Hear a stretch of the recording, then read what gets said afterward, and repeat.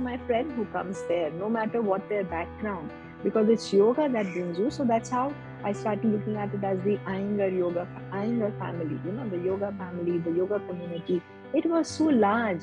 So whenever I traveled abroad, people ask me, how do you like it here? How is it different from Mumbai? It's not different, because I feel everybody here is my family. So anywhere I go in the world, I don't feel strange. I don't feel it's a different community, different family. No matter the culture, whether it's Western, Indian, I still feel the same. So all this changed about me. So many changes. Beautiful. Well, that might lead to this last question about what is your hope for the new generation of practitioners, students, and teachers as well? Hope. Now, who am I to hope for anything? Why should I hope for anyone? What right do I have to hope for anyone? I ask myself these questions. And then I say, okay, I can say one thing, that if I have to hope, then I hope that the new generation is as fortunate as me. That they come across yoga in the right way, the right kind, because now you have a plethora of yoga, right? This yoga, that yoga. Luckily, I had no choice. I had just this one teacher, and he put me on. I was very fortunate that he put me on to the right teacher. Perhaps I would have been sent, if my life was different, I would have been sent to another teacher, another school of yoga, and I would have learned there also. I don't deny that. There are many good teachers in the world. There are many great yogis of the past. I would have learned something. My life would have been different. But on the other hand, if you have so much confusion like you have in the West and also in India now, I would have been totally confused. Okay. I would have been going around like a chick without a head, because, like, what do you take? It's like, I remember one time when my son was quite little, but not so little that he couldn't move around on his own. But he was like probably, like somewhere around 10, maybe 9, 10. And we were invited to a wedding in India, in Mumbai. Mumbai weddings can be quite lavish and big. And there was this huge, it was an outdoor thing. And there was a Indian cuisine, South Indian cuisine, Chinese cuisine, Italian cuisine. There were counters, right? So looking at all that, he got very excited and he took a plate in his hand and, wanted to go serving himself. After some time, I found him. He came back with an empty plate. I said, what happened? He says, I don't want to eat any of this. So he dumped his plate. He went to the dessert counter. He piled himself with all his desserts, and that's all he ate. Why? Because he got so confused with the variety that was offered that he got frustrated and what is disgusted also, in a way. He just didn't know what to take, and he just didn't want to bother. So he dumped that, and he only fed himself on the ice creams and desserts. You see, so when you have a plethora of choice, you don't know what to choose, you get frustrated, and finally you go to that one which is most attractive to you. So for a child, the dessert was more attractive than any dosas or whatever else, noodles. He didn't want to mess up with that. So he just filled himself with a lot of sugar. Okay, then he must have had a sugar rush, I don't know. But that's what he loved. So this is what will happen to people today. What appears attractive to you, you go to that. Now, in our case, that was not the case. I didn't go to my yoga teachers because it attracted me. Neither they attracted me nor this, because I didn't know anything. It's like, it's like an arranged marriage. You understand arranged marriage? If somebody takes you there and say, you like this? Okay, you like this person, get married and stay here. So in a way, I think I was fortunate that is how yoga came to me. And I was also blessed that I didn't go the wrong way. It was the perfect choice for me. So I hope that in the future, students find what suits them right, make the right choice. They are fortunate to have the right teachers and to learn the right way. And I really hope that they are fortunate to experience what I experienced. The joy, the exhilaration, of practicing yoga, what it does for you, the transformations it gives you. So I really, really hope that the future generation is fortunate enough to find the treasure that I found in my life. Apart from that, who am I to wish anything for anyone? Each one will get what they deserve in their destiny. But I hope that I really want that every person should experience the joys that I've experienced in my life through yoga. And when I was younger, I was very excited to share my joys with others. Okay. So wherever I met, whether I went for a trek, or whether I went to a party, or whether it is the students to, which I taught, or the friends, I would always talk about yoga, you know. So I do yoga, you know, it's so fantastic. So this, so this, so this, so that, so that.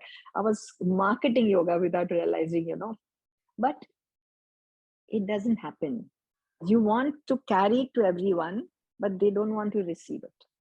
So at some point of time, after like say maybe by the time I entered my late 30s and 40s, I stopped doing that. I said, okay, there's no point. Okay, I am giving. There are others who are giving. If you find it, take it. If you're not fortunate, you don't find it, too bad. So then also I wanted everybody to share the joy. But I realized that I am nobody to make them, like you can take the horse to the well, but you can't make him drink. It's exactly like that. So you can only show pointers. And I think the best way to show is to be an example, to be honest, because where is the yoga? Yoga doesn't lie on the mat. Like if I do a perfect Sirshasan, there's no yoga in that. Because if I am fascinated by my Sirshasan, I'm very proud of my Sirshasan. I want to show off my Sirshasan. I want to tell everybody, look, this is how you must do your Sirshasan. And I feel so good when I do it. I used to do that when I was younger, and everybody look at me and say, okay, you can do it, but we can't do it. Big deal. Yeah, right. But today I don't do that. Okay, so I do my Sirshasan. If that impresses you, then you look for it. So then I become humble in my own practice. So all I can do is be honest to my practice, be honest to the amount I know or I don't know in the subject, be honest in what I share. I should not share because I want to impress you with my knowledge and my understanding. Look, I say, I have this. You like it, you take it. You don't like it, you don't get anything out of it. I'm very sorry. No, there's nothing else I can do. I can only give you, see, I can give you what I have. If I try to give you what I don't have, that is a farce. Okay. If I sell you a property of 5 crores of rupees in Indian currency, and it doesn't belong to me, okay, and you believe me and you buy it, then what is it? I'm a fraud. I've cheated you because it doesn't belong to me, right? So whatever I teach should belong to me. I must have it in me, then I can share it with you. And that is being honest. So if I bring honesty in my and transparency in my life, in everything I do, whether in the class, outside the class, on the mat, in my teaching, with my personal relationships, with my family, friends, then that is what I must do. And if that is one way of telling people to follow the path of yoga, then that is what I do. I have followed a certain path. This is what I am. If you think you want to do it, go ahead with it. And I pray that you also experience the joys that I've experienced. So this is my hope for the future. And future is not hopeless. So I'm not at all negative, like, oh, what will happen after Guruji passed away? Now everything is spoiling. What will happen to yoga in the world? It's going to go all haywire. No, I don't have any such negative thoughts. Everything is going to go fine. Things are going to, there is evolution. There is always something good and always something not good. But this is the learning, all of us. Tell me one person who has everything good in life. How is it possible? Guruji also struggled. He struggled the way he had to struggle at his time, the way things came to him. Do you think he wanted to become big BKS Iyengar and set up these? No, he was struggling for life to, fulfill the needs of his family, but he was passionate about his subject. And that led to people helping him. The institute was set up. Now that the institute was set up, he had to run it. Now that he ran it, people came to him. Now people came to him. He felt that he had to go to them and spread the subject. Everything happened organically. So he had certain duties in his lifetime which he fulfilled. Now nobody else has to do the same thing that he did. That those were his duties. We have duties associated with our life. Here now, I have duties associated with my life, and likewise you have a background, you have a family, you have some responsibilities, some relationships. you will be true to them. So we don't have to leave all those. We have to bring yoga into those. The yoga must come in my relationship. The yoga must come in my life. The yoga must come in my responsibilities. Okay. I don't have to leave these to go for yoga. If people do that, that is ridiculous. That is stupid. That is not what Indian philosophy teaches ever. You don't leave things for yoga. You bring yoga into things which are already given to you on a platter. You don't reject that, because that is, if something is coming to me, it is my duty. It's given to me by a divine choice. And I should not, like if I have a child who is a special needs child, I should not leave that child just because I want to pursue yoga. How can I bring my yoga in to help that child? Because that child is my responsibility. And this is how it is. It's not always easy, but one has to do it. Right? So this is what I hope for everybody. That's beautiful, Firooza. Thank you for sharing that. Well, we are very much looking forward to seeing you in San Francisco, and do stay in touch in the meantime. After so many years. Yeah.